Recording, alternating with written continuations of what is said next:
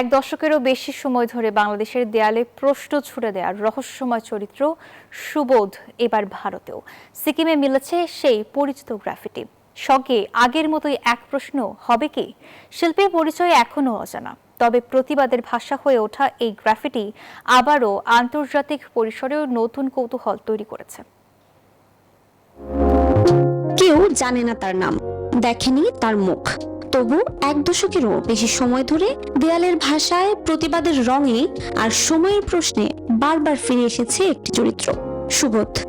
আর প্রতিটি দেয়ালে রেখে গেছে মাত্র একটি স্বাক্ষর, হবে কি?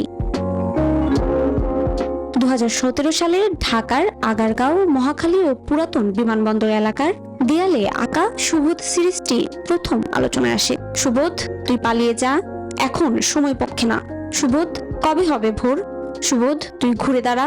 এমন সব গ্রাফিতি শুধু দেয়াল সাজায়নি, হয়ে উঠেছিল সময়ের ভাষ্য, মানুষের মনের প্রতিধ্বনি।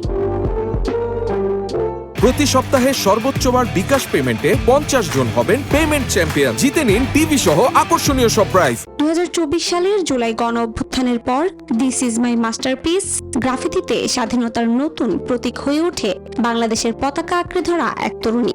পরে শিশুকে বুকে জড়িয়ে ধরা সুবোধের ছবিও ছড়িয়ে দেয় মানবতা আর ভবিষ্যতের এক নীরব বার্তা। স্টেনসিল কৌশলে আঁকা এই শিল্পকর্মগুলোর স্রষ্টা আজও অজ্ঞাত। পরিচয় নয়, বার্তাই যেন তার সবচেয়ে বড় পরিচয়। আর এবার বাংলাদেশের গণ্ডি পেরিয়ে ভারতের দেয়ালেও দেখা মিলছে রহস্যময় সুবোধের।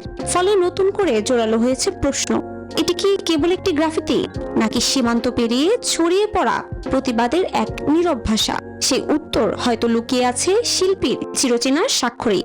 হবে কি? Desk report, news 24।